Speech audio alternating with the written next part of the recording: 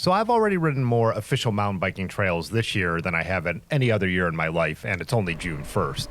There's a couple reasons for this. One is my girlfriend Erin has gotten into mountain biking, and she even just recently bought herself a hardtail. I built up a gunner from Dirty River Bicycle Works that has 55 mil tires, sweep bars, and really good brakes. I would say it kind of falls into the ATB category, but it's much better for mountain biking than anything that I own or have previously owned. I think most people who enjoy riding bikes and have some bike that is capable of going off-road should try mountain biking. If you like being out in the woods and you just like something different, it's definitely a way you should try and ride. You should at least try and dip your toes in it. And it's not like when we were younger, one, there were just less options around where I live, but we also have the internet. So you could look up what the trails around you are like, get a feel for what you would be getting yourself into.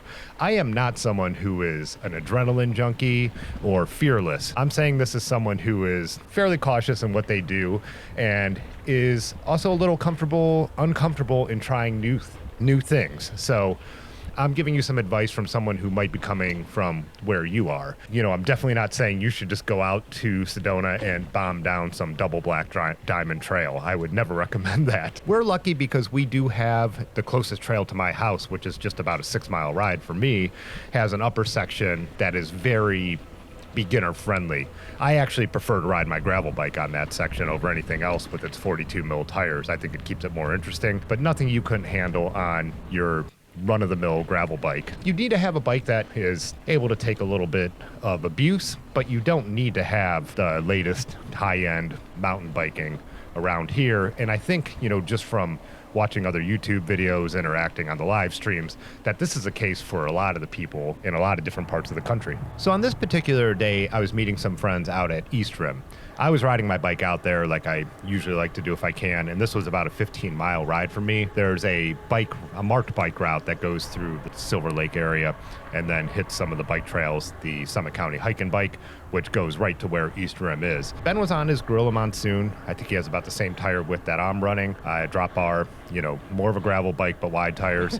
Like I said already, I was on the gunner. Erin was on her new hardtail, and Mikey was on his hardtail too. East Rim is a lot more technical than Hampton, and if you follow the channel or if you're a channel member, I've been dropping some more mountain biking videos out there. It's a much more technical trail where something more on the mountain bike spectrum helps. There are sections that I still get off and walk. There's some rock gardens that with just a full rigid bike are too tough for me. There are other sections though, and this is on the first loop, the one closest to the parking lot, where I feel that if I ride it a number of times and get it memorized, I would be able to know the line and I wouldn't have to put a foot down. There are still some though that I think no matter what, I'm the kind of guy, I'm walking them. I watched, and plus the trail reverses directions. So I did watch some guy on a full suspension mountain bike go, right up one of the sections, because going up those rock gardens, I think a lot of times would be harder than going down. But I think that's where, this becomes a place where bike choice does matter. But I still don't think that should stop you from trying it. Ride within your means. I think that's one of the things that when you talk to any mountain biker at any level, that's kind of one of the things is start off slowly and you gain experience. You don't bomb around a corner you've never been around before and stuff like that, and you kind of just work up your familiarity. It's no different than road riding or trail riding, just regular bike pass. You start riding and you're like, when you hear someone does 20 miles and you're like, that sounds insane. But then pretty soon you're riding 10 miles out and 10 miles back and 30 miles and 40 miles. You just build up your skill set in any way you ride. I'm still never going to be someone who's going to hit the most gnarly mountain bike trails in the world. Like I said, I am not fearless. I'm not an adrenaline junkie. But I have enjoyed expanding my horizons, getting out to Hampton now and just riding it much faster than I ever thought I would. Even East Rim. Like I said, I only rode it once before, and I was on my true gravel bike, which was a factor.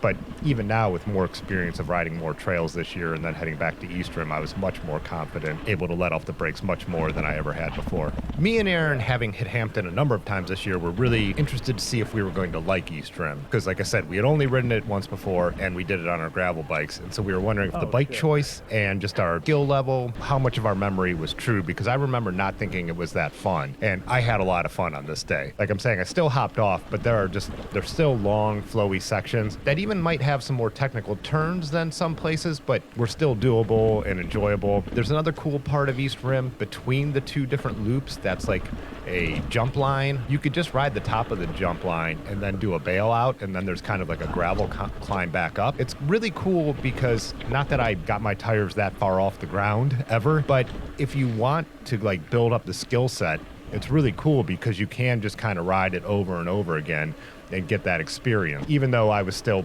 tapping the brakes before some, not to get, as Ben called it, accidental air, which you easily could, I still got better and better and enjoyed it more and more. And I could see going back out there and riding it over and over again. Like I said, I'm never someone who's going to be launching the gaps or completely over the tabletop, but it will make you just so much of a better rider, be able to have that repetition. The second loop at East Rim is definitely the more enjoyable one when you're underbiked, as I would say, because East Rim, like I said, is a place where a full suspension mountain bike does make more sense.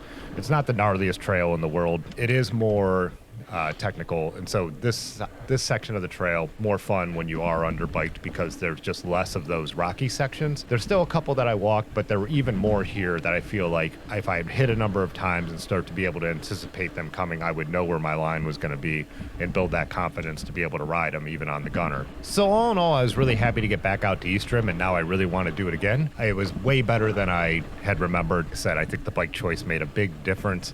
Also, just a little more experience in mountain biking made a big difference. As long as I'm mostly riding. I've said this before, I'm not someone who likes a ton of hike-a-bike. Putting a foot down here and there isn't going to ruin my entire ride either. I'd like to be able to ride where I'm going. So this day I did 41 miles, but I think only 8 or 10 of the miles was the mountain biking. I still feel like I was on the right thing for what I want to do. Kind of strikes that right balance.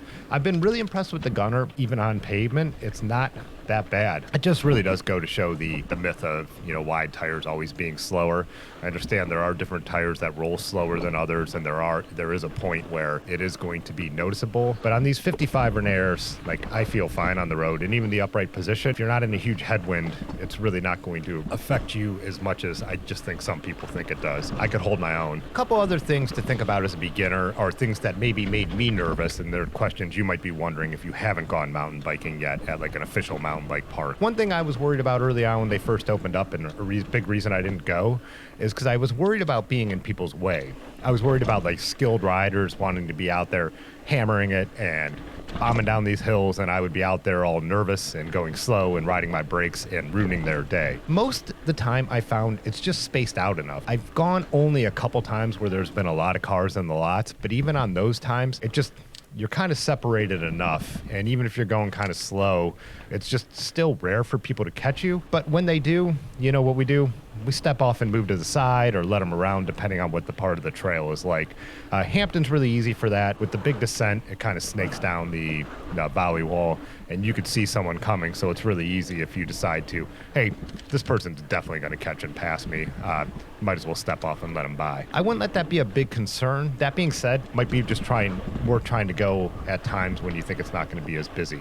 Obviously, right after work on a Friday is going to be peak mountain biking time for a lot of people, and same with during the week. If you do have a weekday off, originally one of our things was to go on Monday morning. For my comfort level, it was fun to kind of go on some of those times. I think it also helps if you have a friend who rides the specific trails, because that's what I've had my first few times at the different mountain bike trails. I've ridden behind someone who knows it, and they're able to kind of shout out what's going to happen. If it gets a little rough on a downhill, they could yell, a little rough here, a little loose here, whatever.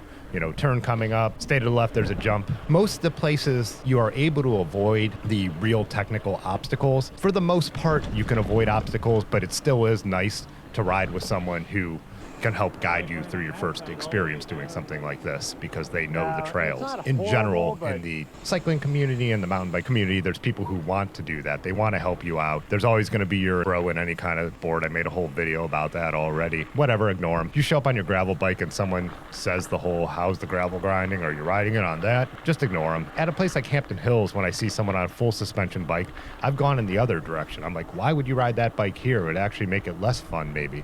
But I also then go back into my own head and I'm like, this might be the mountain bike they have, because they do all kinds of crazy mountain biking and it's what they really like. So this is what it makes sense for them to spend their money on, and that's what they're going to bring to whatever mountain bike trail they go to. And if there is some bro who comes around you or yells at you, they're the jerk. 98% of the other people out there would be pissed at that dude for treating a beginner like that. We all have to start somewhere. There's obviously a bunch of resources if you're trying to start out with this.